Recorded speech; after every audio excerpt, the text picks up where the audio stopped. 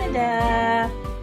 Okay, so since only me and my partner, I'm not gonna cook lots of food. So I'll just make a simple dinner here, triple A beef.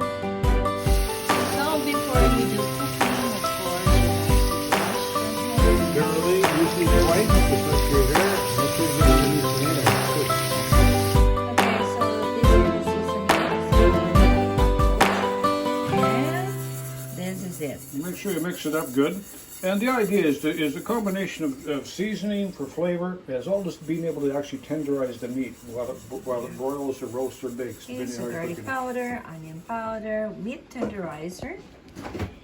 If you don't have that, that's fine. And we have the Montreal steak powder or the seasoning and pepper and of course salt. We'll work on our gravy. You could just try and sprinkle it on like a salt shaker. But the best way to get it evenly, just like you're making French toast, pretty much. Oh yeah, that's a good idea. Just right? work it around. Yeah. And again, make sure your hands are clean, including underneath your fingernails. It won't blend out evenly. And just give it a rub. You actually want to work it in. We're not making it taste different or flavor different so much as we're actually trying to work this into the meat, because as it heats up and the fat melts that's actually in it, it's actually going to improve the flavor. It'll soften it up. It'll tenderize the meat. And that's the whole idea in part, is to tenderize the meat. Is tenderizing the meat is it makes it easy to chew, and more flavorful and more enjoyable. You know, and you literally just about massaging it in. It's like they do with the Kobe beef, kind of an idea. But the better quality cut of meat, of course, the better consistency you're going to get, and the better tenderization you're going to get. Doesn't have to be perfect, but it does help to season and tenderize it. Okay, so we have the baking dish here, potatoes and sweet yam on the side, and then we're gonna bake it. We'll bake some carrots with it as well, maybe. Yeah, and we'll add some carrots also, and then cover it up with tin foil and preheat your oven, of course, for 350 degrees. Now, make sure you wash all your vegetables clean. Now, when it comes to carrots, potatoes, a lot of other things, some people like to peel them. It doesn't matter. There's actually a certain amount of nutrition in the peel as well. But if you wash them really good and clean, not to worry. The whole idea is just to make sure, just like your hands, they're healthy to use, healthy to eat. And when it comes to baking or broiling, things like this, the simplest thing to do, not cut it. If I was going to boil these up, mash them with potatoes, and by the way, boiled carrots, when you boil your potatoes for mashing, they actually mash together really well and taste together really well. And the simplest thing to do for baking them is not to worry about making them too small. Just get the ends off of it.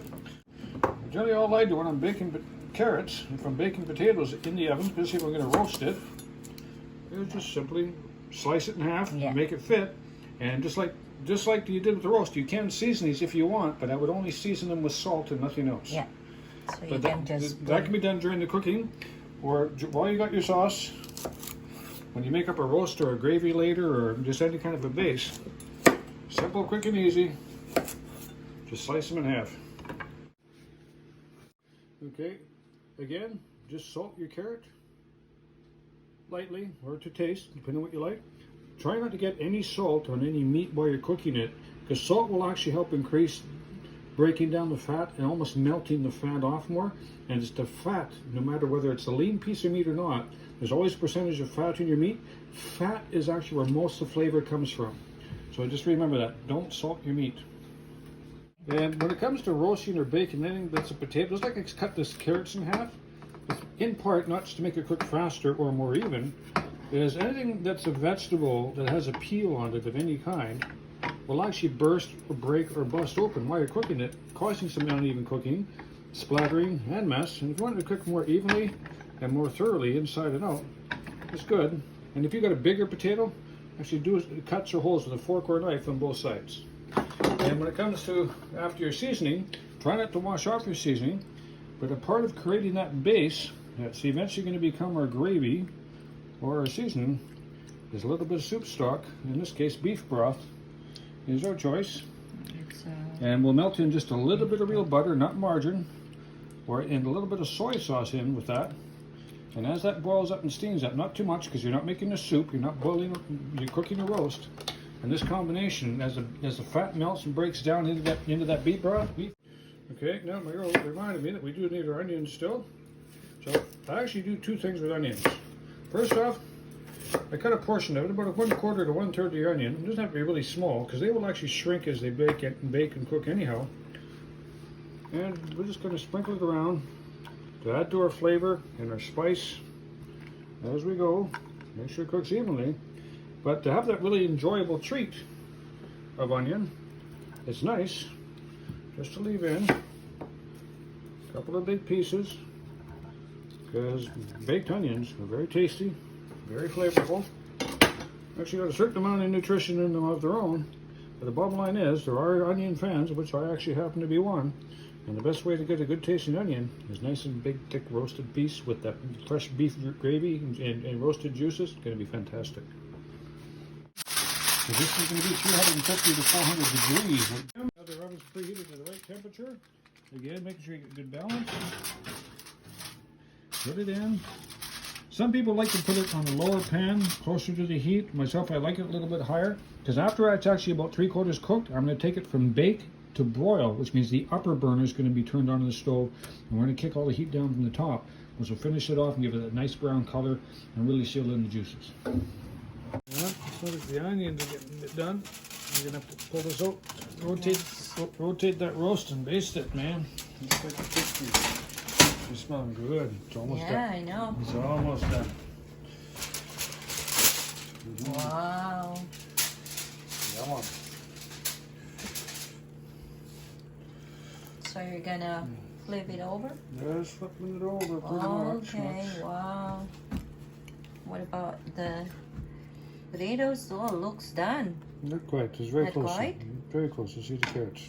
Yeah. Another 20 minutes. Now I want some of that juice to evaporate off a little bit, to thicken it up a bit. Okay, so you put it back then? I'm going to put it back. I am. This looking so good. And for those who want to change your flavor a bit, you do have a choice to do different things. You can take a little chicken or beef stock, whichever one you have, and just sprinkle it lightly over the top of the carrot. Not the meat. The meat has its own flavor. But over the bit of the carrots or a bit of the potatoes, if you have it. A little more salt now if you want to put it in the potatoes or carrots. Or if you actually want to caramelize them a bit, you can actually sprinkle a little bit of sugar on the carrots. Not on the potatoes, on the carrots. And actually change the flavor and actually make it quite interesting and quite good actually. Okay. Sprinkle on the carrots a little bit of brown sugar. So we can caramelize it over the top of it. Change the flavor a bit, the contrast a bit, texture a bit. And actually, you'll just be surprised how good brown sugar tastes on baked carrots. It's quite good.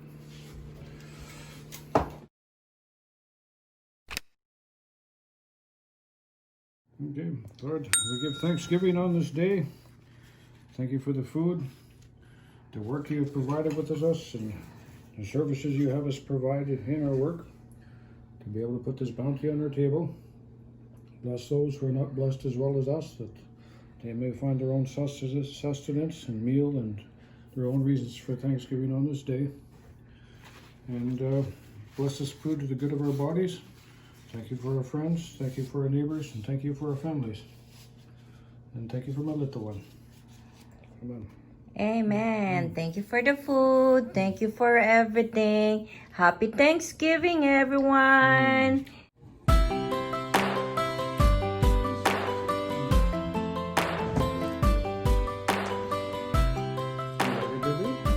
Yeah, it's good. It's Thanksgiving here in Canada. We invited friends, but they are busy also. So It's not the Valley English cooking. yeah, it was William. A